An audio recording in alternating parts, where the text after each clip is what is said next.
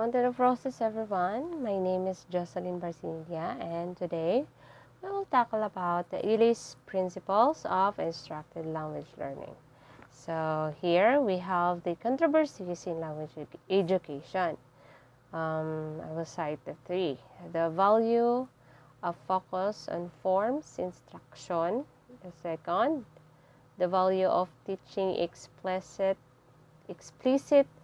knowledge about the L2, and what type of corrective feedback works best for acquisition. So we have here the 11 principles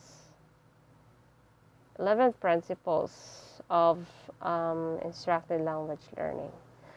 We have the instruction needs to ensure that learners develop a rich repertoire of formulaic expression and rule-based competence. The instruction need to ensure, the second is instruction needs to ensure that learners focus predominantly on meaning.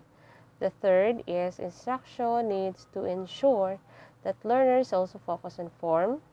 The fourth one is instruction needs to be predominantly directed at developing implicit knowledge of the L2 but should not neglect explicit knowledge. 5. Instruction needs to take account of the learner's built-in syllabus. So the sixth is successful instructed language learning requires extensive L2 input. 7. Successful instructed language learning also requires opportunity for output. 8. The opportunity to interact in the L2 is central to developing L2 proficiency. The 9 is instruction needs to take account of individual difference in learners. 10. Instruction needs to take account of the fact that there is subjective aspect to learning a new language. And 11, the last one is when assessing learners' L2 proficiency, it is important to examine free as well as controlled production. So we will discuss one by one all about the principles. The first is this principle. We have here the formulaic expression and the rule-based competencies. So when we say formulaic expression, it is necessary for fluency. The native speakers use a wide range of formulaic expression, and classroom studies show that learners often internalize rote learned material as chunks. Functional syllabuses can serve as a basis for teaching formulaic chunks, and learners develop rules through analyzing memorized chunks. So it's memorizing. So the rule-based competence is traditional catered for through a focus on form approach, but this may result in learners learning rote memorized patterns, patterns, and teaching of grammar can be profitable delayed until later. So the next principle is we have two senses of focus on meaning. We will have the semantic meaning and the pragmatic meaning. So in semantic meaning, it is the meanings of different lexical items or of specific grammatical structure. So there is a specific grammatical structure that follow. So the pragmatic meaning is highly contextualized meanings that arises in acts of communication. It will act only during communication. So both types of L2 both types of meaning are important, but central to L2 acquisition is focus on pragmatic meaning because, as I states a while ago or said a while ago, that it arises in acts of communication. So while communicating other people or other students, so pragmatic meaning is present. So we have also here the principle number 3. So there are 2 types of focus on form instruction. These are the intensive, which is the preselected linguistic forms, and the extensive, which is incidental attention to form through corrective feedback. So this 2 is has also a difference. So when say intensive, so it is before the selected linguistic forms, and the extensive is incidental attention that needs corrective feedback. So after, it is an after. So we have here the principle number 4. So the implicit knowledge and explicit knowledge, it talks about these 2 knowledge. So when we say implicit knowledge, it is accessed by means of automatic process, unconscious, not verbalizable. So it is not verbalizable. Note the goal of teaching and L2 should be to develop implicit knowledge. So the next one is the explicit knowledge. It is a declarative facts about knowledge accessed through controlled present conscious and verbalizable. So it is verbalizable. So when you're developing implicit knowledge, you need to engage learners in communicative activity via task-based or task-supported teaching in order to develop implicit knowledge. So, so next we have the principle number 5. So there are 2 aspects of the built-in syllabus.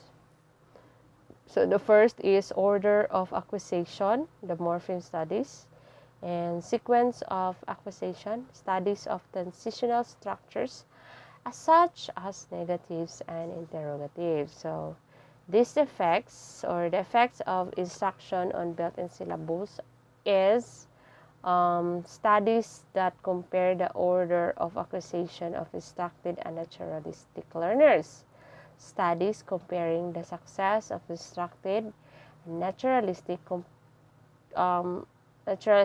learners, and studies investigating whether teaching specific structure result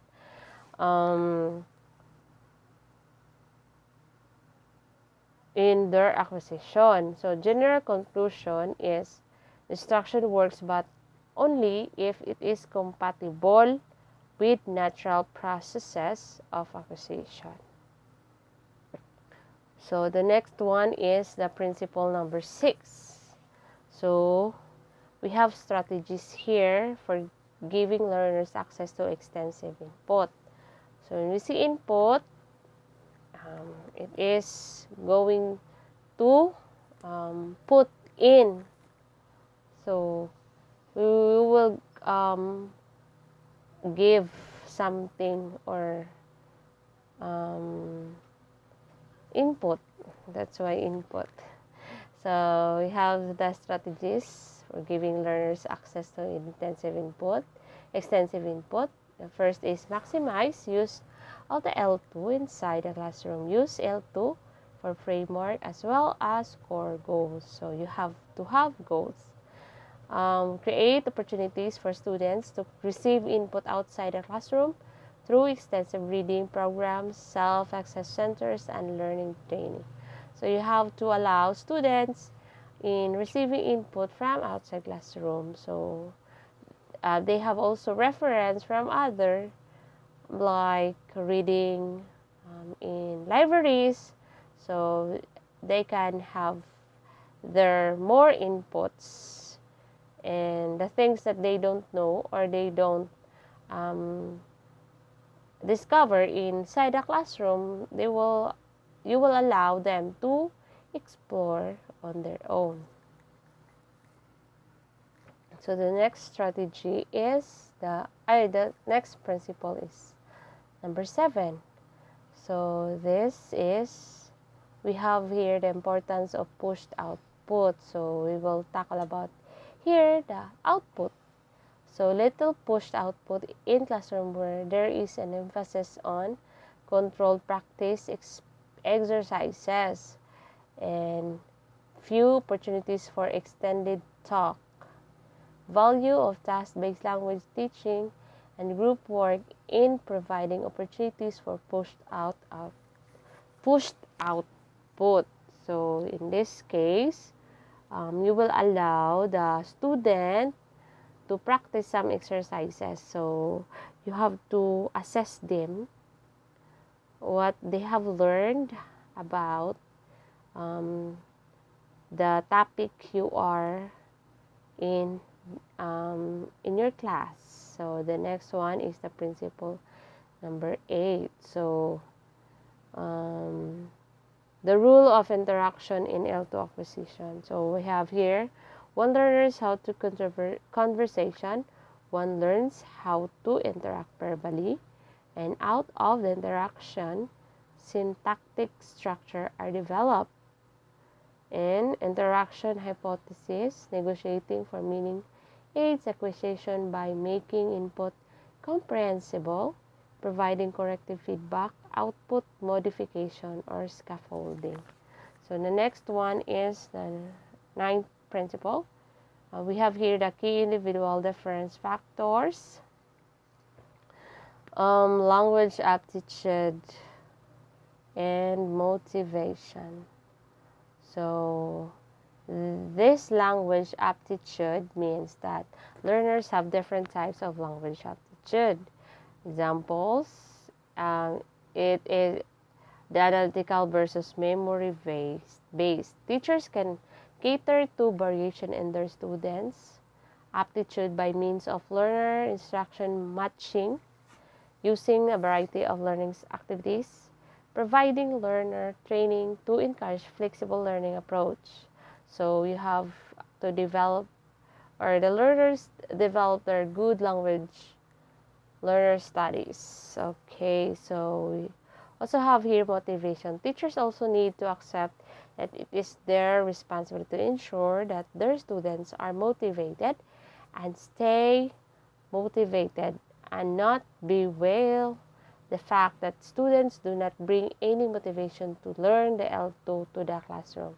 While it is probably true that teachers can do little to influence students' extrinsic motivation, there is a lot they can do to enhance their intrinsic motivation. So if you are a skilled enough teacher or educator, you have to get what is the weakness of your student in order for you, or in order for us to motivate them and encourage them to learn new language, learn something new in our class. So the principle written is here, and this requires instructional activities that encourage language play and emotional identification with the language. And how? So it is through the introduction of literature and creative writing into the L2 curriculum. So ensuring that the lesson has both predictability and predictability. So in this type, yes, you will apply the critical thinking skills of your students. So it occurs here the new symbolic form, which learning a new language is not just a question of developing communicative ability, but potentially at least an opportunity to acquire new symbolic form. Okay, so we have the last here, our principle number 11. So using tasks to assess learners' pre-production. So you have the performance elicited by means of tasks can be assessed in 3 ways. So the first is a direct assessment to task outcomes. Second is discourse analytic measures. 3, external ratings. So it is most practical method for the classroom teacher. So the number 1. Okay, so that's all about the 11th principle of ELLI'S structured language learning. Thank you.